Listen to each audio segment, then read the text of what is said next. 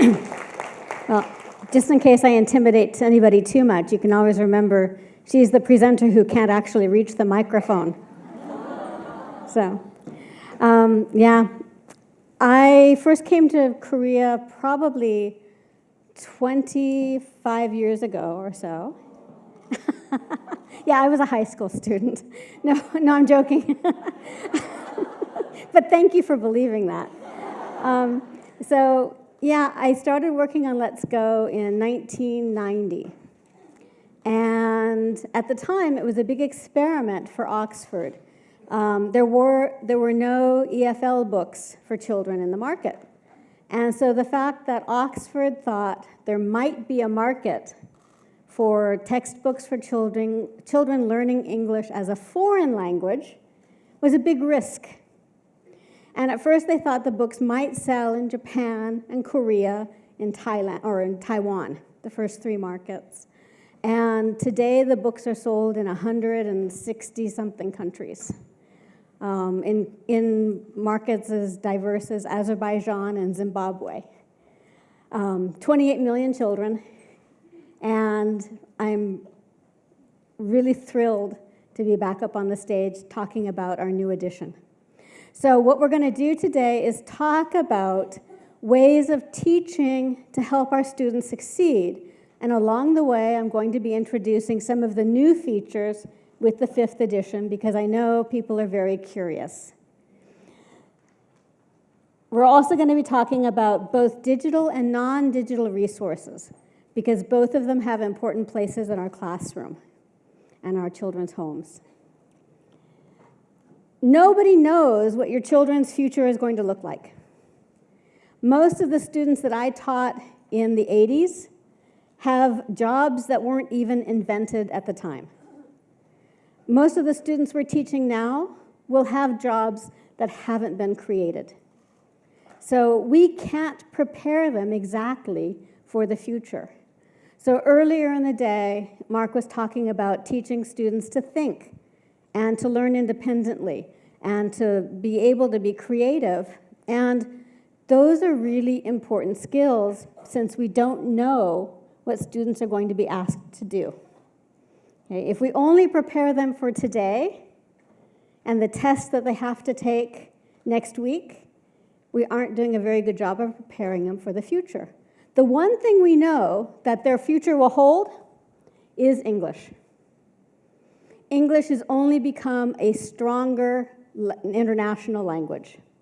There is a lot online and on, I mean Line, the app, and there's a lot on Google that's in Korean. There is probably 60 to 100 times as much in English. So many companies are moving toward English as the company language. Many businessmen use English with other businessmen. There are more English speakers in China than there are in all of the native English-speaking countries put together. Probably more than all the other countries put together, just because China is so big. So we know children will need English. How do we prepare them to succeed in English in a world that hasn't been created? We want to build strong language skills. That's number 1. We want to use familiar language to teach new language. Everybody who hears me talk hears me say this. We need to teach one new thing at a time. Right? If we spend our time teaching new grammar, new vocabulary, new topics, new functions, students won't remember anything. So if we are teaching new vocabulary, we use familiar grammar. When we teach new grammar, we start by using vocabulary they already know. That way, students remember. We want to encourage independent learning. Okay, we need students who don't need us. A lot of times, teachers want to be the expert in a class. And we think that if our students keep needing us, we keep having a job. Luckily, we teach children. There are always more children. So we want to train our students to work without us in the classroom. And the way to do that, 3 R's and a B. We want to start by having students remember what they already know. We want to recycle language that they already have learned. We want to reinforce the language that they are learning. And then we want to use the language they know to build skills. Okay, or show them how to build new language. Baby steps. And we need to do this in every classroom. All right, we're going to start out by trying something. This is new. Okay, Let's Go 5th edition has, this is in your handout in the very back of your brochures. I don't know if the pages are numbered.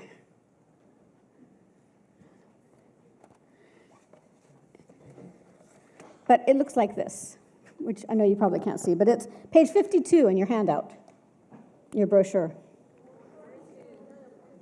52, right?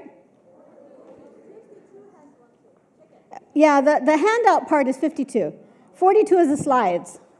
Gotcha. But it's the same page, so if you're looking at it, that's okay. Okay, so in the 5th edition, we have a new kindergarten level.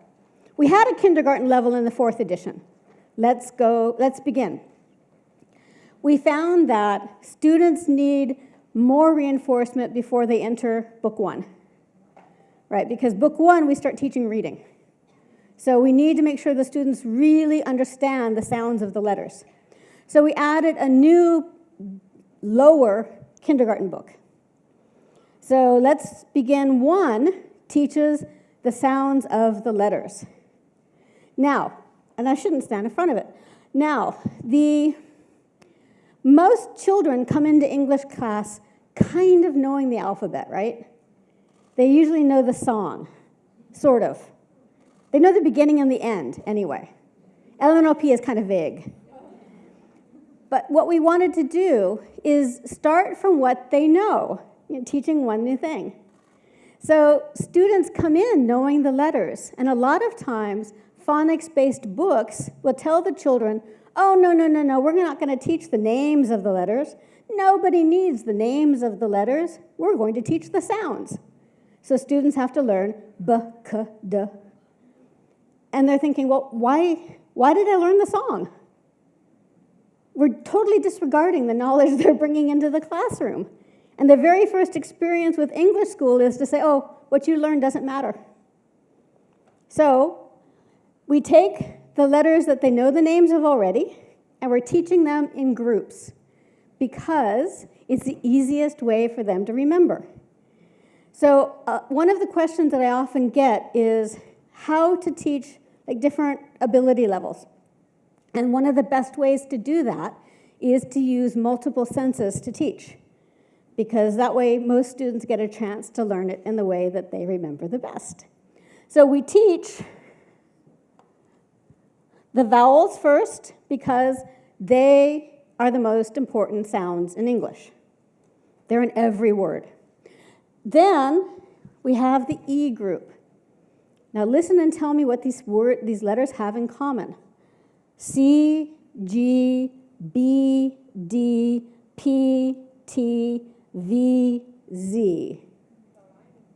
They all end with E. So if we teach children, D minus E is D, D, D. B minus E is B, B, B. We start from what they know, and we take them to what's new, one new thing. Now, C and G are at the top in a little bit different blue because it works perfectly. C minus E is S, S, S. Unfortunately, in phonics, we always teach the K and G sound first. So we need to tell them that the rule works, but the C and G are special. They have two sounds. Then we have the A family. So N, or F, L, M, N, S, and X. So S minus E is S, S. Again, we just subtract the sound that they have in common. And then we have J and K. J minus A is J, J, J. So if we do it that way, we end up with 5 letters students just have to learn. Now, luckily, H, Q, R, W, and Y are way popular with kids. They never have any problem learning those letters. It's like B and D that are hard ones. So by doing that, we reduce what students actually have to remember. Plus, by teaching them in groups like that, then we have a quick way to remind students of what they already know. Like, remember, you know this. B minus E is, and they go, p, p, p. Right. So the vowels we teach with gestures. And we teach the gestures to match the mouth. There are sounds in Japanese and Korean I will never, ever be able to make. My mouth is old. Probably there are some sounds in English that you're not very good at either, even if your mouth is a little younger than mine. But our students have really young muscles. They can learn those sounds, but they need to develop the muscles in their mouth and their tongue because it's different muscles for English and Korean. So for a, we have a. Okay, you can try this with me, just don't hit your neighbor. So a. A. Okay, because your mouth is wide open. It's a big old smile for a. A. And that reminds students to open their mouth. Eh. Make sure it's not a. Eh. Eh. What's this one? And then I. Make sure you're not saying E. I. I. I is kind of sexy. It goes, I. So it's a little puff of air. Just, I. So what's this? Oh, get your sexy on. I. Okay. I heard E. That's better. Okay, then ah. Ah. And they match your mouth. So what's this? Ah.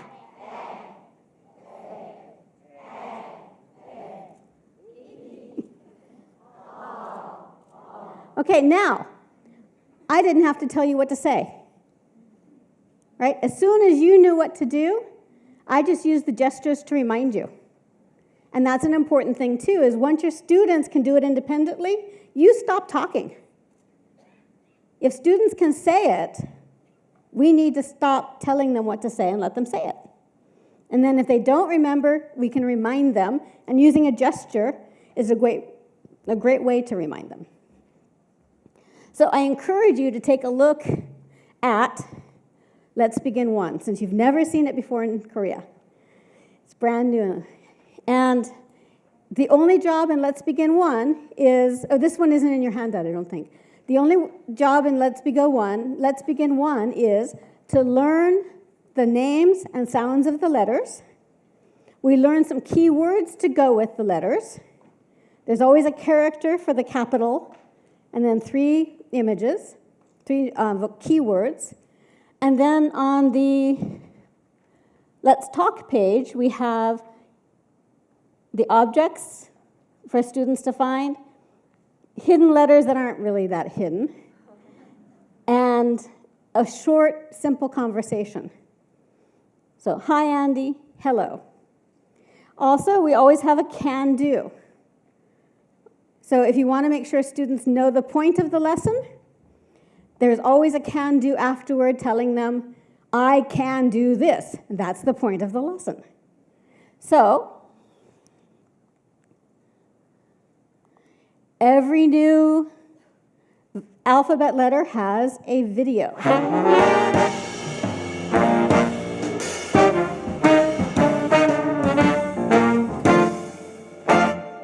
A, Andy, hi, Andy, A.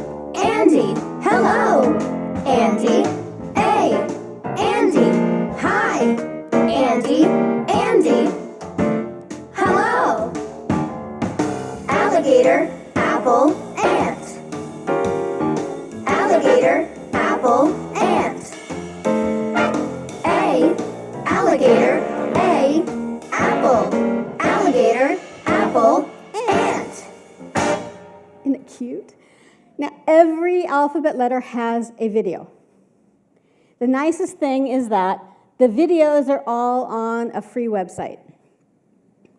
So for the 5th edition, Oxford set up a student website, which is just oup.com/ELT/letsgo.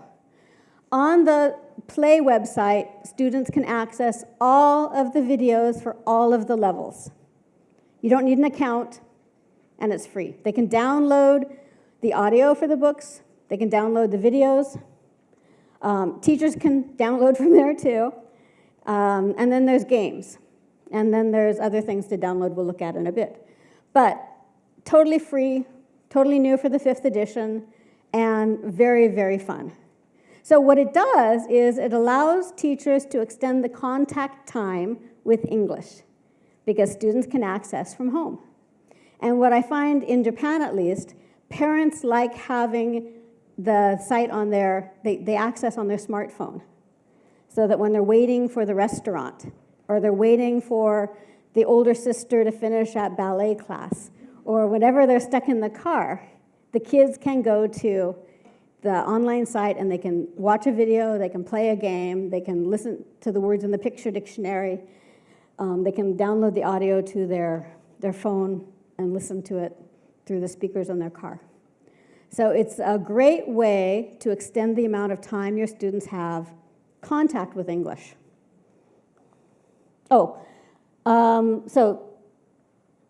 one of the things that's the same as the 4th edition, there's still a student book and a workbook that has online practice. What's new is that the teacher pack has an online classroom so that all of the students who are practicing, you can check what they're doing. So we have new videos also for Let's Talk. We have 3 kinds of new videos in the 5th edition. One you just saw, the chant videos. Then Let's Talk are extended conversations. Remember we said recycle. So the Let's Talk videos take language that students already know and show them how to recycle it in conversation. If you're using the classroom presentation tool, then the videos are embedded in the classroom presentation tool. So one nice thing about the classroom presentation tool is that you can, like with audio, you can speed up the audio, you can slow down the audio, you can record students' voices with the audio. Okay, one of the rules for using digital tools in class is you should only be using them if they improve what you can do in class. Like if the digital tool is just a different way of doing something that you already are doing successfully, then it's not necessarily something you ought to be changing. So you want to use digital tools that improve on what you're already doing in class. So for example, the video chants extend the contact time with English. They reinforce the meaning of the chant by showcasing the words as they're sung or chanted.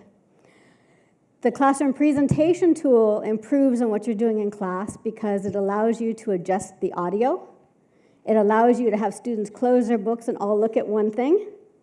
And it allows you to record your students. Okay, so that's an improvement. We're going to play a game. If you found your way to the handout, this is where it matters. The next page on your handout has 4 squares. That would be page 53.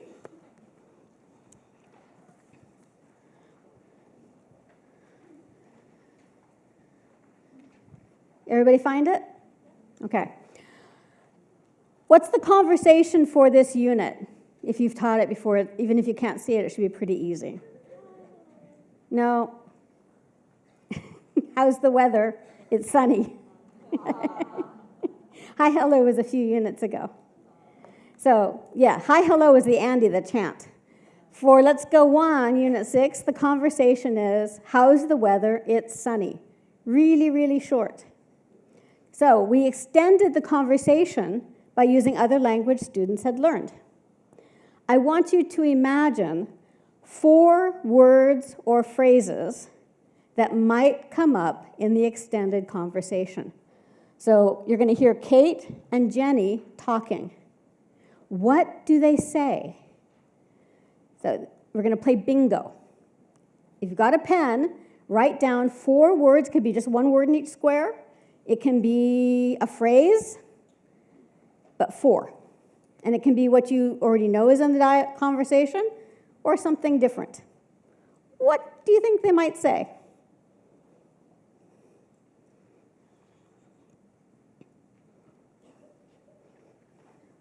I'll give you a hint. I'm going to play the video once without any sound.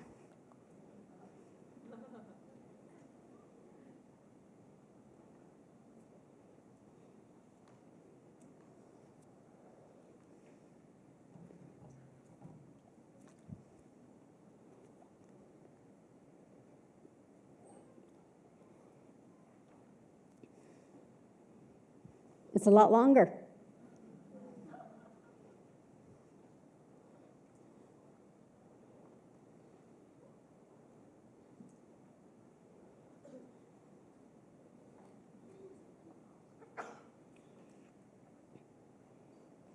Okay, so 4 words or 4 phrases that you think they might say in the conversation. Go ahead and write them down.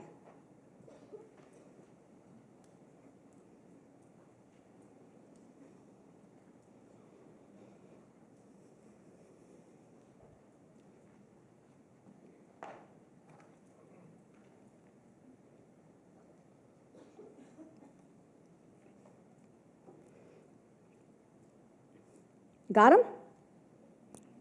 Okay.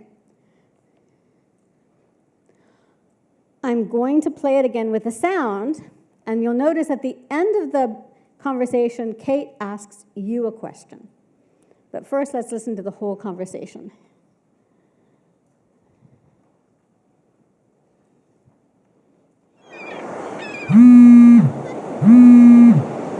Hello? Jenny? Yes? Oh, hi, Kate. How are you? I'm great. How are you? I'm great, too. It's so nice today. How's the weather? It's sunny. Uh-oh. What's that? Oh, no. It's rainy now. How's the weather today? Okay. So first of all, how many people got bingo? Yeah? Okay. Now, if you do this more often, you get better at guessing. But all of the language is language that students already know, but they've never used it in conversation. So we're showing them how to recycle language they know to build conversation skills, to build conversations. And one of the things that research has shown that students who are fond of characters enjoy interacting with them. It's motivating. Now, all digital is not inherently motivating. Right? Students are not nearly as impressed with video games, for example, as their teachers are, simply because for us, a lot of it is new, and for them, they've seen it all of their lives, and so they're pretty savvy. Right? They're a hard audience to please. Their standards are high. But if they have characters that they like and they're familiar with, then they treat them like people, and they like interacting with them. So Kate asks, how's the weather today? And students would answer, it's sunny. Today's a gorgeous day. So the other thing that's nice is that in the Teacher's Resource Center, okay, so in the 4th edition, there was a teacher's book that had lesson plans, it had access to some worksheets, it had instructions about which components to use for different parts of the lesson. The 5th edition replaced that with a teacher's pack. The teacher's pack has the teacher's book lessons, and then it has 2 codes. One code is for the classroom presentation tool, where you had the digital book and the digital workbook and all the videos and audio, and the can-do activities. The other code is for a teacher's resource site. and it is amazing. You can download all of the scripts for the videos and the songs and the chants, which doesn't look that impressive for level 1.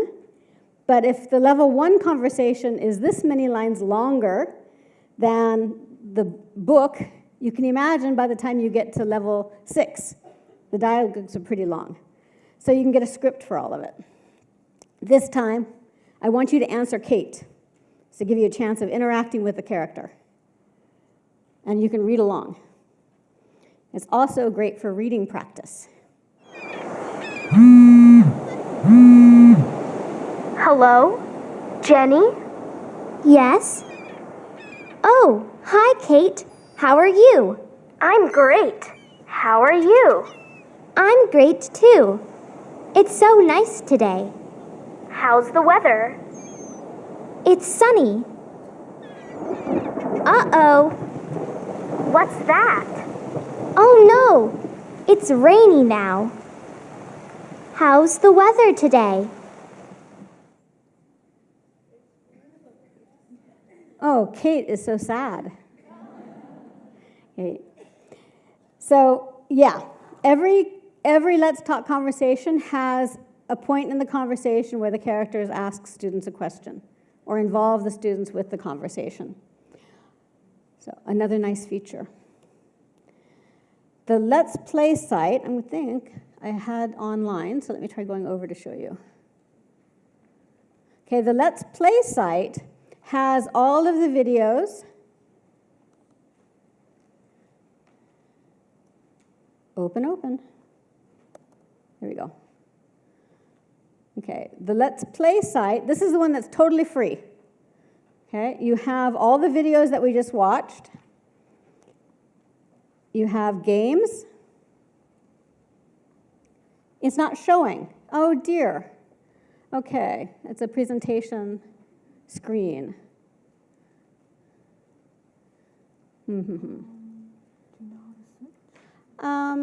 I did, but I don't see the thing I was looking for. But maybe we'll just, you can go check it out yourself. Y'all got phones.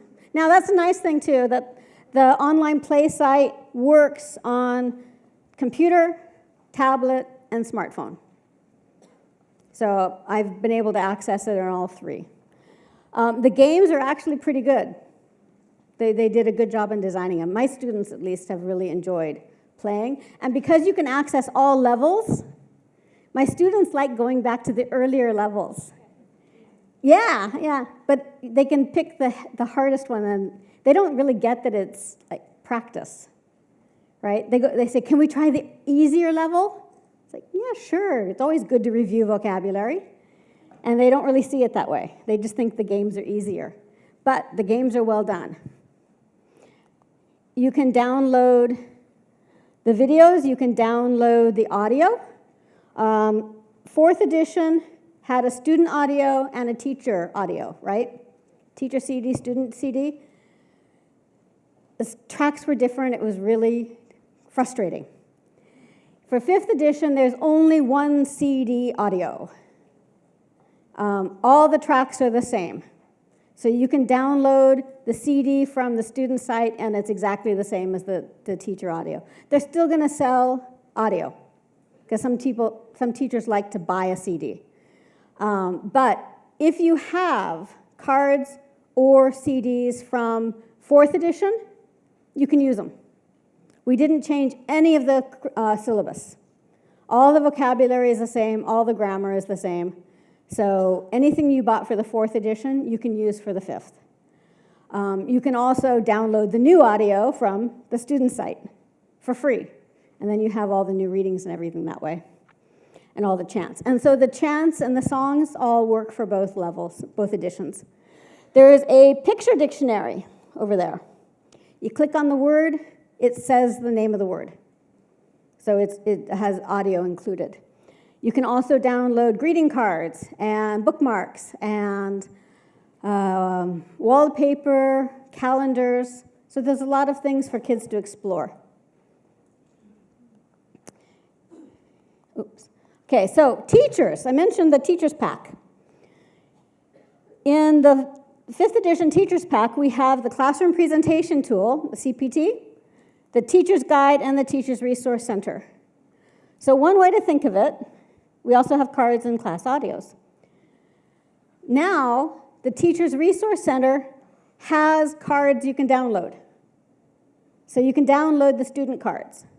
So you can download and print out as many sets of cards as you want for your class for games, or for students to have their own set. The class audio is also downloadable. So you don't have to buy all. What I really like is that everything is included now. And so it's all in one place. It's easy to find. You also get the Teacher's Resource Center, and you get the classroom presentation tool. So the way you should think of the 5th edition is that the new stuff is all added. It didn't change much of the 4th edition. The audio is still about 80% the same. The only new thing in the 5th edition student books are 3 readings in every level. Teachers voted on the readings they didn't like. We took them out and put new readings in.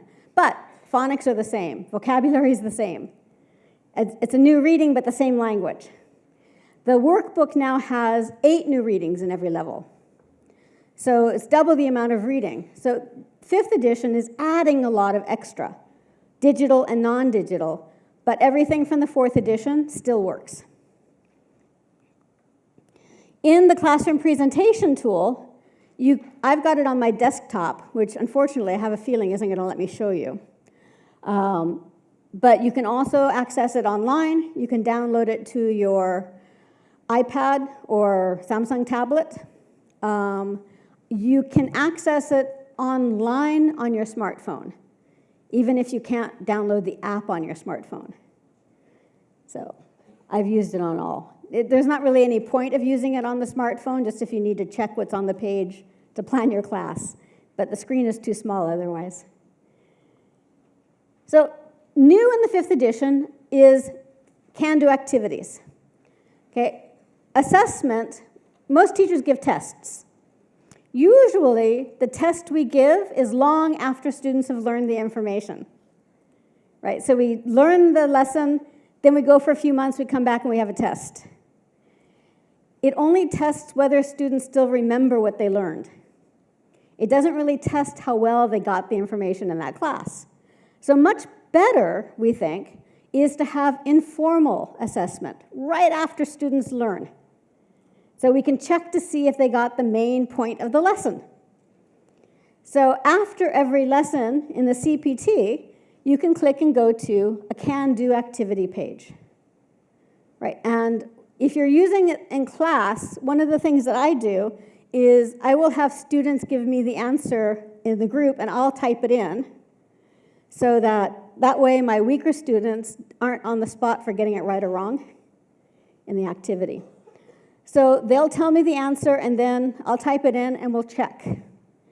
And what I really like about it is it's not a matter of, if students can't do something now, it doesn't mean they won't ever be able to do it.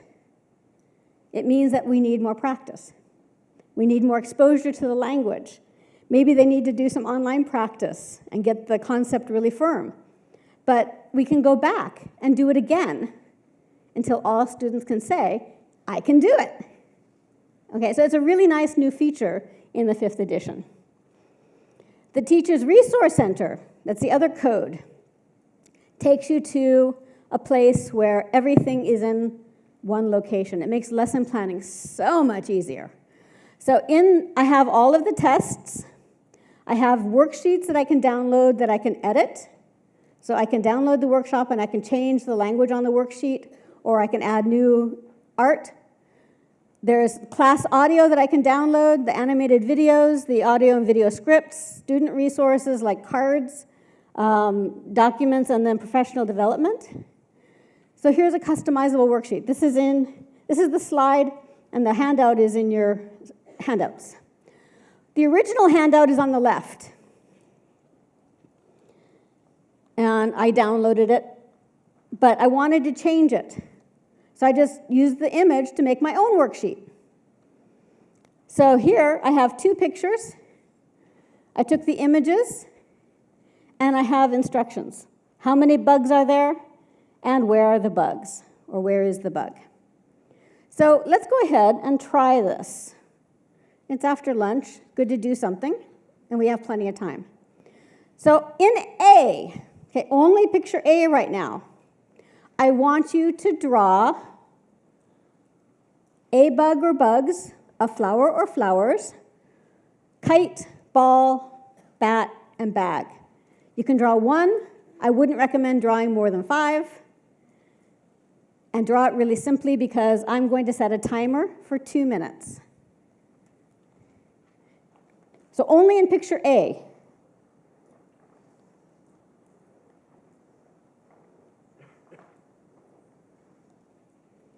So anywhere in the picture, draw.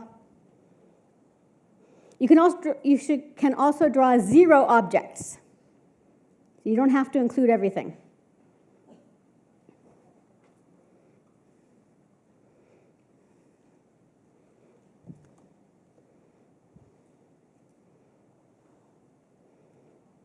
Okay.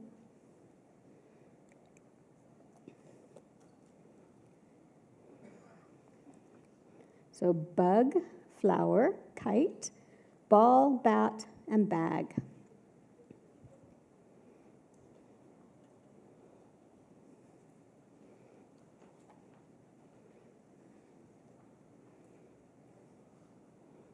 Okay, 1 minute left.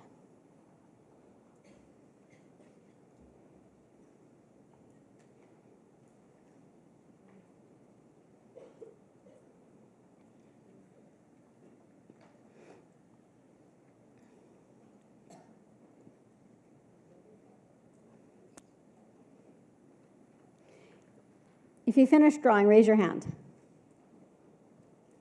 Okay. If you haven't finished drawing, 15 seconds.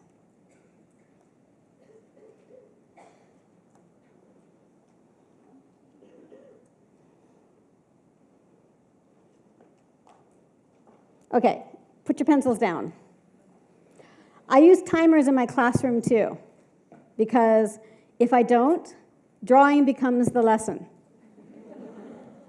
And you get really elaborate drawings. And I have to remind students that it isn't art class. Okay, the point is to practice speaking and reading and writing. So now with a partner, you're going to take turns. And your partner is going to ask, how many bugs are there? And you're going to say, there's 1 bug. Where's the bug? It's in the tree. And you have to tell where the bug is, or where the bugs are. Then your partner is going to do the same for you. And now you're going to draw in B. If I were in class, I probably would cut the drawings in half, so students only had A to begin with. But you're adults, and I trust you. In class also, I would put a screen between my students, because if they can, like, how many bugs?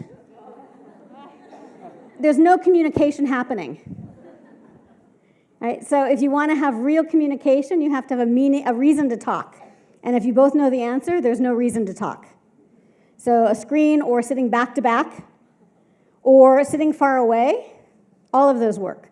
But the main point is, I need this to time you, so that students have a reason to talk to each other. Okay, now, again, with the idea of teaching multisensory, you are using kinesthetic, you're drawing, you're speaking, you're listening, and you're looking.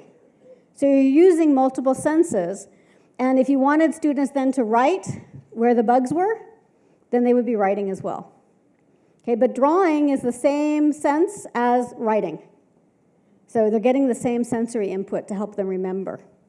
All right, now, just to give you a feeling for it, we're only going to do 1 minute each. So everybody have a partner? So with your partner, number 1, student 1 is going to talk about picture A for 1 minute. You're going to ask questions. How many bugs? Where are the bugs? After 1 minute, I'm going to stop you, and you're going to change partners. We don't have to finish the exercise. I just want you to get a sense of how it works, okay? Okay, so everybody knows who's going first? All right, ready? 1 minute only, so talk fast. Go.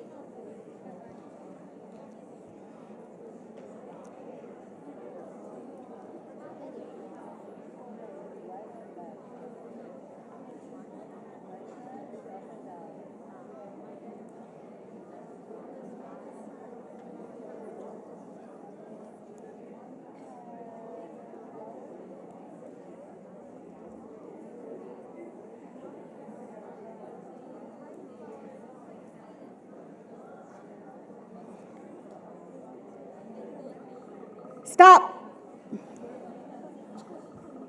Okay. Switch. So your partner's going to have a chance. See if you can finish more than the first time, because you'll be faster now. All right, ready? Go.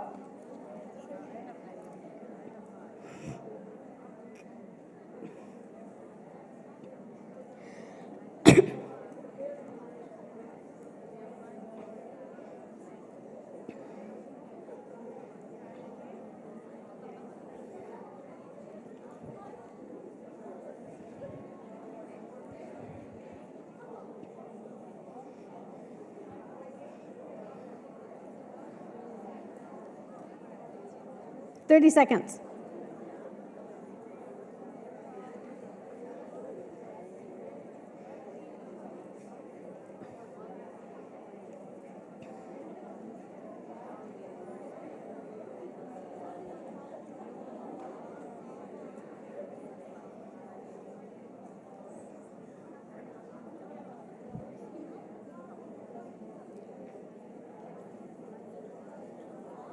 Okay, stop.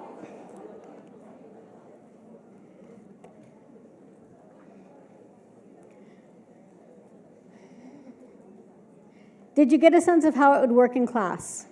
Okay. Now, for older students, you can let them draw an entire picture, including the trees and any objects that they want. The only rules are you have to be able to describe it in English. So if you have a mixed ability class, this is the perfect kind of activity because students can put it at their own level. Like if you have students that are really low level, they can do this. How many bugs? Where are the bugs? In, on, under, by. If your students are higher level and you want them to do something different in here, you can have them write it, or you can also have them be able to put the bugs in different places, or the balls, or have 20 balls, or however you need to make it more difficult and challenging for them. So you can have students working on the same task and keep it really simple for your lowest learners and allow the higher level students to challenge themselves without anybody feeling bad. You can have, in one of my classes, I had a junior high school student and his younger sister, who was 8. That's a big gap. So the older student had to write out where everything was ahead of time. That was homework. So he wrote out, there are 5 bugs under the table, for example. And so the younger children had to read it and then draw in the picture. So it was a perfect way to level it at his challenge level. I would hate to draw that from scratch. So I really like being able to download the worksheet, and it's a Word document. You can print it as a PDF as is, which it's a pretty good worksheet even as is. But by remodeling it, if you will, I was able to review language in both lessons. Let's Learn and Let's Learn More, both how many and where are. So and recycling some vocabulary. Okay, so it's a really nice addition to the 5th edition. A lot of the worksheets existed in the 4th edition, but they were on like a separate DVD or a separate CD or USB in Japan or online at one point. I like it that they're all in one place.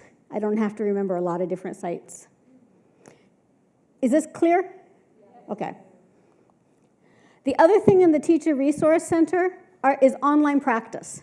Now, the Teacher's Pack has the online practice that lets you set up a class. So if your students are doing the online practice at home, you can see who's doing it, how much time they're spending, what they got right, what they didn't get at all, which helps you to plan your lessons too. Again, you end up with getting to practice speaking, listening, reading, and writing for, like the Let's Talk lesson has reading included. The Let's Read lesson has listening and speaking. So it mixes up the skills also in the online practice. Classroom presentation tool, you can use it on a tablet. What I mentioned earlier, the audio is built in. Yesterday we were learning what time is it? It's 12 o'clock, it's time for school, or time for lunch, or whatever it is. Time for school, let's go, or whatever time it was. My students had a hard time. The song was fast. So I played it on, I slowed it down. It says, what time is it? It's 8 o'clock. And they thought it was too slow. But it was still natural, and they practiced it. And then I said, do you want it regular? We put back to regular, and no problem. So then we could record them with the phonics. So I could have them saying rice, like, bike, and have them recording all of it. The videos are built in, and the can-do activity tests the understanding right after they've learned it. So we're going to watch another video, but this time we're going to watch the song. Okay, we've seen the chant, we've seen the conversation, now you're going to see one of the songs. And again, the way it improves over what you're already doing is by focusing on the language as students sing it, right? So it highlights the words that they're singing to reinforce meaning. So this time, there's a test after. So I want you to pay attention to where the bugs are.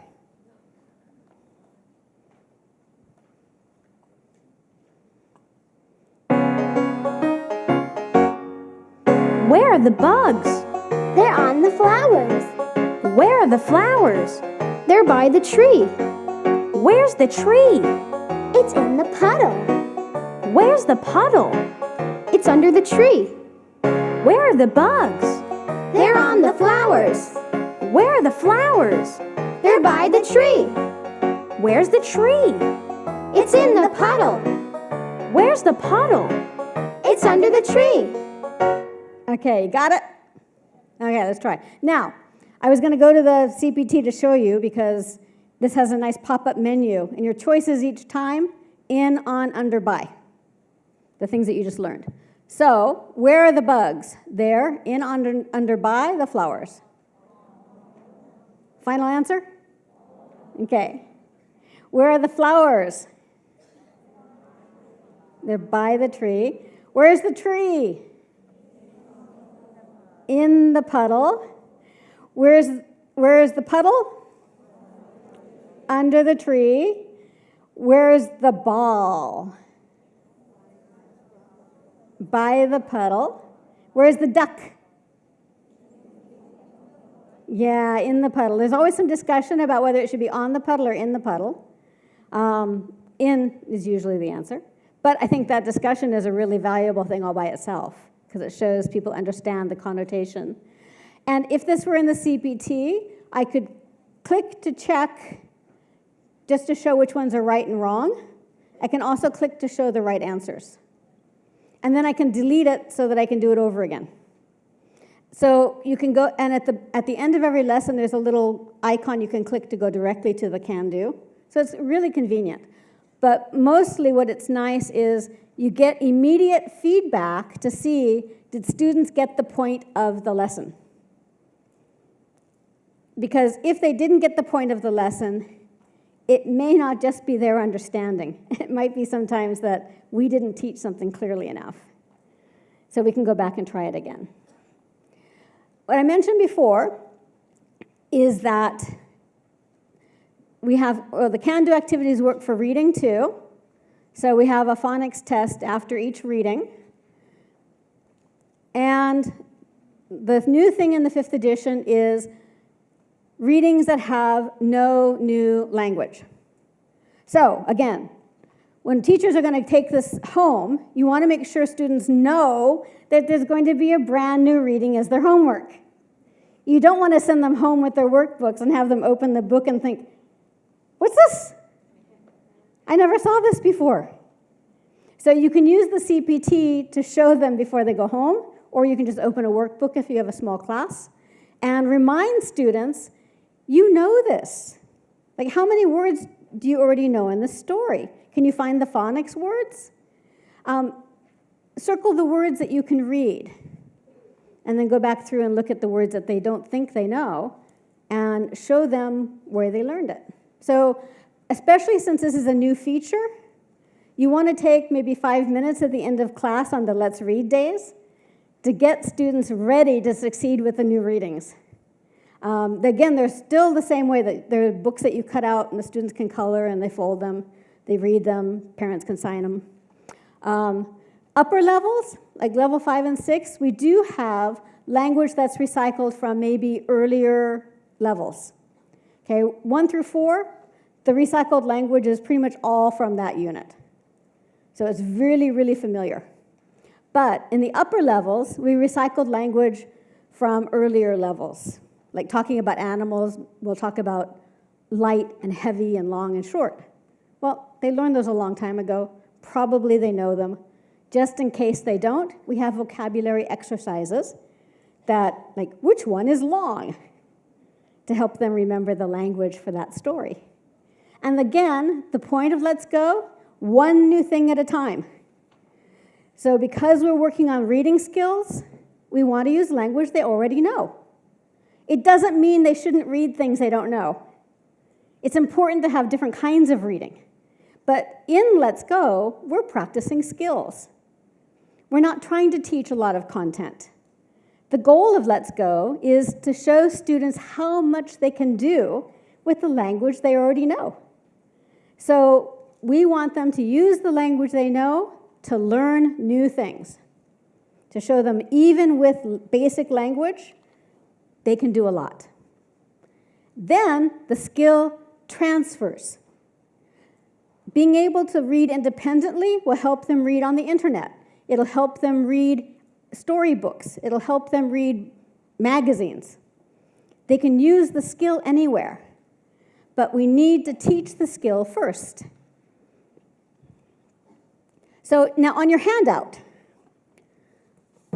last activity. Where did I put the handout? You've got a page in your handout that has the reading. Okay, it has igloo, a sunny day igloo. It's probably the last page in your handout there, in your brochure, right? You got it? Okay. Now, there's a lot of things you could do with these readings. Because they're black and white drawings, you could print them out, you could cut them into squares, have students listen and put the stories in order. You could cut the pictures apart from the text and have students match the picture to the text. You could have students use the picture to make a new story. You could have them change the text to write a different story. What we're going to do is play a little game called That's Not Right. Really, really simple. I'm going to read the story, and I'm going to make some mistakes. When I make a mistake, you're going to say, that's not right. Immediately. Not like waiting to be polite. Okay? You're going to interrupt me politely. An important skill to learn. So, for example, if I said, a rainy day igloo, you would say? You would say it a little faster than that. So let's try it one more time. You're going to say, that's not right, and then you're going to tell me what it should be, okay? So, a rainy day igloo. What should it be? Okay. You've got it. All right, so listen to the story and correct me. Let's make a snowman. What should it be? It isn't snowy, it's rainy. Really? What should it be? Oh. Well, put these big balls on the circle. Really? What should it be? Boxes. Okay. Put ice cream on these boxes. What should it be? Okay. And this is a blue igloo. What should it be? Great. Okay. So that's a very, very simple activity that you can do. And students really love making up their own mistakes. It's kind of interesting because if I have students read word by word or follow along, they find that really difficult to do. But if I tell them I'm going to make mistakes, just like you did, you paid attention to every single word in that reading. But you didn't feel like you were. So, and then you have students have the chance to make up their own mistakes, to trick each other. Nothing amuses an 8-year-old more than another 8-year-old. They come up with the most ridiculous substitutions. And they'll go through their course book looking for words to put in. So they're getting great review, right? And all the time they're saying, like, no, more time. We want to look up more words. Okay. Far be it from you to stop you from practicing English. And then they get to read it to each other, looking for the mistakes. And so they're practicing everything I could ever hope for in reading. And they're laughing and having a good time doing it. So this is a great new feature. Between the videos and the readings, I think you're going to find a lot of things to really like about the 5th edition. So if you're using 4th edition, cool. You can keep using it forever. And I will still love you. You can start using the videos. I recommend buying that teacher pack just because there is so much in there and you can use it with the 4th edition too. And then as you run out of student books, I recommend switching to the 5th so you get the new readings. But you can do it gradually. So what I really love is Oxford made it so that it doesn't cost teachers anything to change. So you can keep going on with what you're doing and it'll be perfect. These last 2 screens I included only because that way they'd be in your handout. Okay, so that this is where you can find everything in the teacher's pack. You get codes for the online practice and the learner's bookshelf. This is in your brochure. And online play. There's a parent site connected to the online play. At the bottom, there's a link for parents. It takes parents to can-do statements. All the can-do statements for every lesson are on the parent site, along with letters to go home saying, this is what your kid learned today, and this is what you can do at home to practice.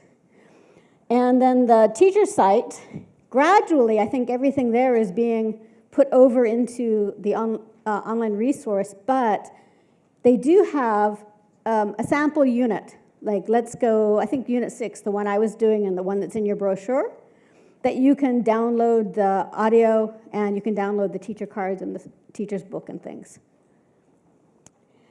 And that's it. Thank you very much.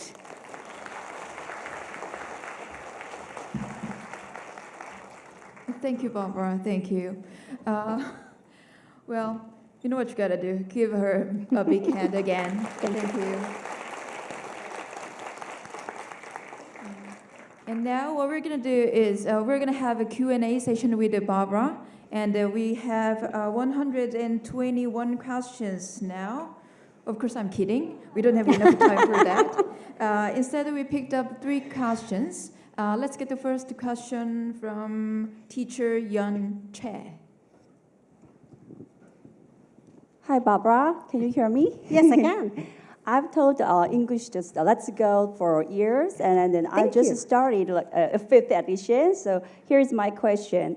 Besides Let's Go student book itself, what is another good tip to deliver my students a clear point about each lesson? Sometimes repetition or games are not enough. It doesn't seem to be enough, and they need more than that, I think. I agree. I think actually The classroom presentation tool with the can-do activities is a great check for both the teacher and the students to see, did they get the main point of the lesson? Because now we have an activity at the end of every lesson that's really fast and really easy to check. But you can do the same thing with, you might call it a game, but it's also a drill, depending on how you introduce it, where you have students like using the language with that activity where they're drawing the bugs and using the language to describe where the bugs are. That's another way of checking, did they get the point of the lesson? But yeah, the easiest one is the classroom presentation tool because the activity is built in. Okay. Okay, and now the second question from teacher Elizabeth. Hi.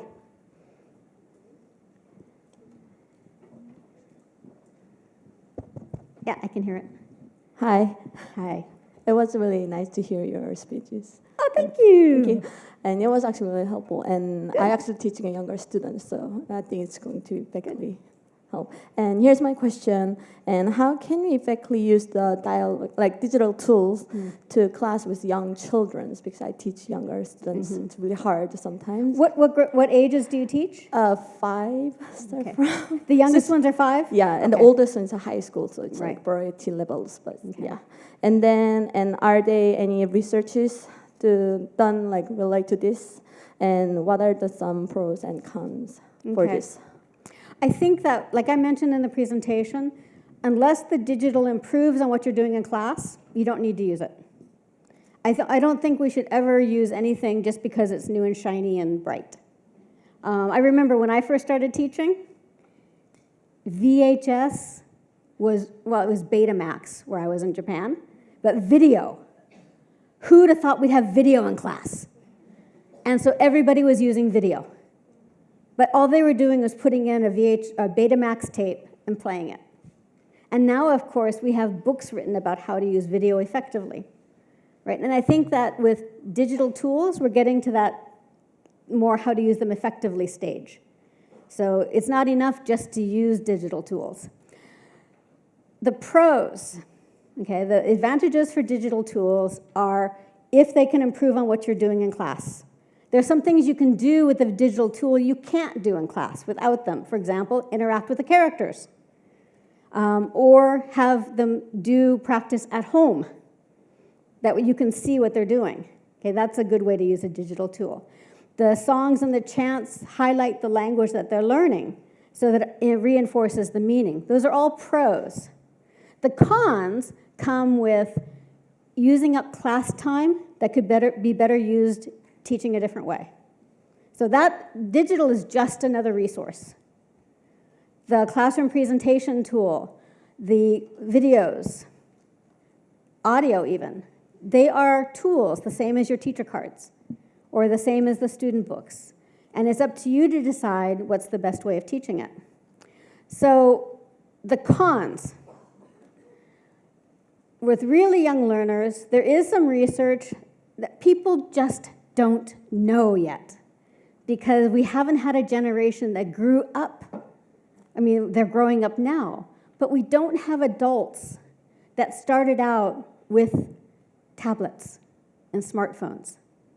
That we don't know what the long-term effect on brain development, for example, or on motor skills. The kids that grow up touching an iPad, are they developing the motor skills that they need for writing and doing other things? We don't really know yet. There is pretty solid research that suggests that we need to limit the amount of screen time children have. Now, they used to say you limit the TV time, but now they spend more time on their parents' smartphone than they do watching TV or on their iPad. So all screen time together, they think that you should limit it. And again, probably when you have them in class, the best thing you can do with children is have them interacting with each other, not with a screen, because they have screens at home where you aren't. So probably the role of digital is much more in extending their contact time at home, giving them more chances to use English, letting them interact with the characters, letting them reinforce the language they're learning. The conversations allow them to see how to expand the language they're learning. But you as the teacher are the final decision makers for what's best. I did write a chapter for a book on the role of technology in early years education, which is more like 3 to 5. But a lot of the research applies for older kids too. I will send the chapter to ePublic and Oxford University Press. And if you happen to be interested in it, and you want to, the bibliography has different studies that you can look up. If you're interested in reading it or just using it as a place to do your own research, just contact Oxford or ePublic and they'll send you a copy of the chapter. But does that answer? Okay. Wow. Thank you. Okay. The last question from 이예리 선생님 혹시 오셨나요? 아직 안 오셨네요. Let me read the discussion for her and for you. Well, the last question is, how do teachers run their class with a different level of students? Every day. All classes are mixed ability. Have you ever taught a class where everybody was the same level? No. I mean, I kind of am surprised that I get this question all the time because everybody is mixed level. And even within the same class of the same students who have gone together to English class for 6 or 7 years, they still have different talents. And what's one of the reasons that I suggest that we teach with multiple senses. So we need to teach in a way that students remember. Some students remember better if they move things around or if they write things down. Some students remember better if they listen to it or they see it. And listening and speaking are the same sense. So if you've got children who are singing the song and other children who are just listening, they're getting the same input. But if we teach with multiple senses, it'll help level that, for one thing. And if we include a lot of practice that's really quick so that they have a lot of chances to practice, or letting them practice at home using the online practice, or just your homework is to play a game on the online play site so they get more exposure to the English. And if we have activities in class that allow them, like the tree and the bugs and the balls, where they can adapt the activity to their own level so that they can all participate in an appropriate challenge for their ability level. That will help us. We're not going to ever get rid of level gaps. Just because we all have different talents and we have different weaknesses. But we can teach in a way that the level gaps don't keep those students away from the learning or bore some of the students who get things really quick. Thank you, Barbara. Now you can say goodbye to Barbara. Thank you. Thank you.